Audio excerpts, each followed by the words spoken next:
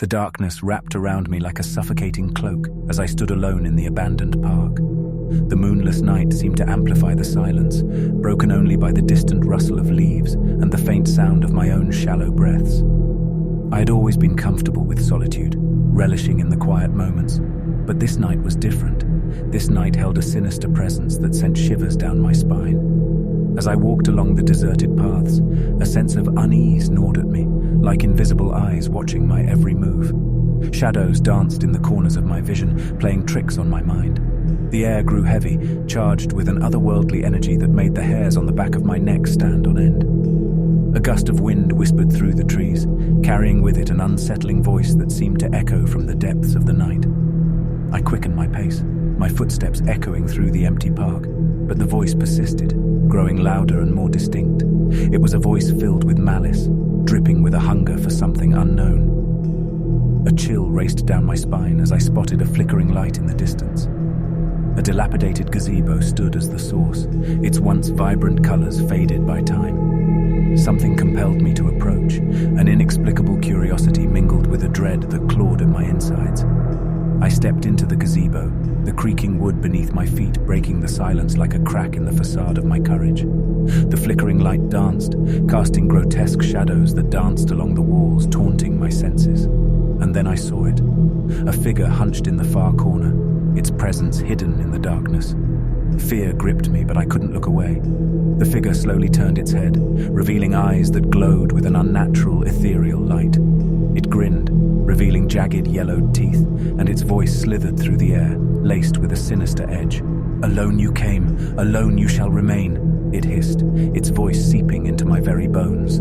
"The darkness claims its own." Terror surged through me, and I turned to flee, only to find the entrance of the gazebo sealed shut, trapping me within its malevolent grasp. Panic welled up inside me as I pounded on the walls, my fists bruising and bloodied. But they remained steadfast, imprisoning me in this sinister sanctuary. The figure inched closer, its body contorted and grotesque, an embodiment of nightmares. Its words echoed in my mind, amplifying the dread that consumed me. Each step it took resonated through the stillness, growing louder with each passing moment. In a desperate attempt to escape, I closed my eyes, hoping that when I opened them, I would be free from this waking nightmare. But as I opened my eyes, the gazebo had transformed. The once decaying wood now twisted and writhed, morphing into an organic mass that fused with my skin, searing pain coursing through my veins. The gazebo became a part of me, a prison of darkness that fed off my fear, my anguish. I could hear the whispers of lost souls trapped within its walls, their tormented cries echoing through the emptiness. Days turned into nights, and nights turned into an eternal abyss of solitude.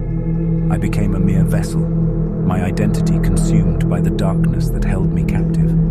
My thoughts dissolved into whispers, my screams silenced by the void. But within the depths of my despair, a spark of defiance flickered. I refused to succumb entirely to the darkness. I clawed at the memories of who I once was, fought against the encroaching madness that threatened to swallow me whole. With each flicker of resistance, the darkness weakened. Its hold on me loosened, and slivers of light pierced through the cracks. I seized those moments, fought my way back to the surface, refusing to be lost to the abyss. And so, I emerged from the depths, forever changed by the horrors I had endured. The abandoned park remained, a haunting reminder of the darkness that once held me captive. But I walked away, carrying with me the scars of that fateful night, a testament to the strength of the human spirit.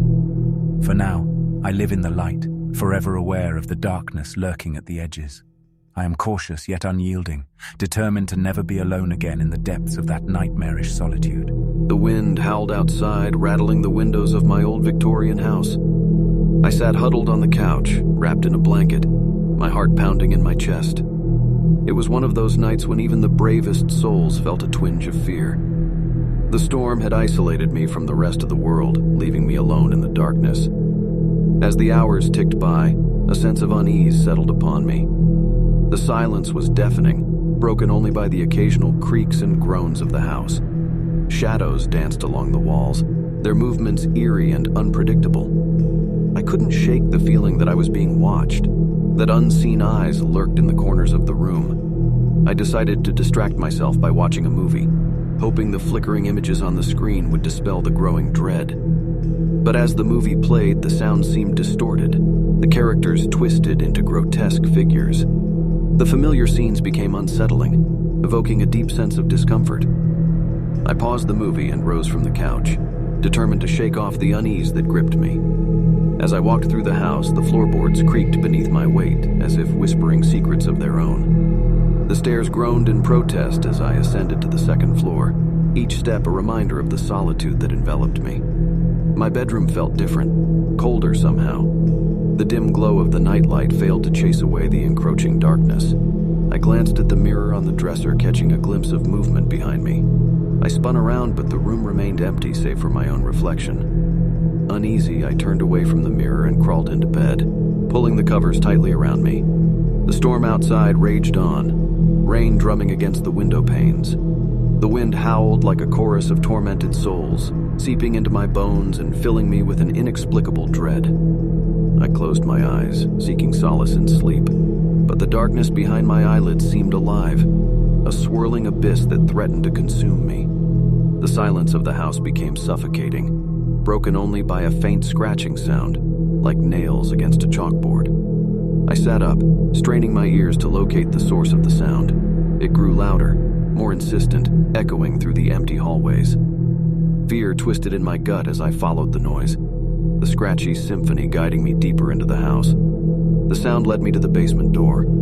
I hesitated, my hand trembling as I gripped the doorknob.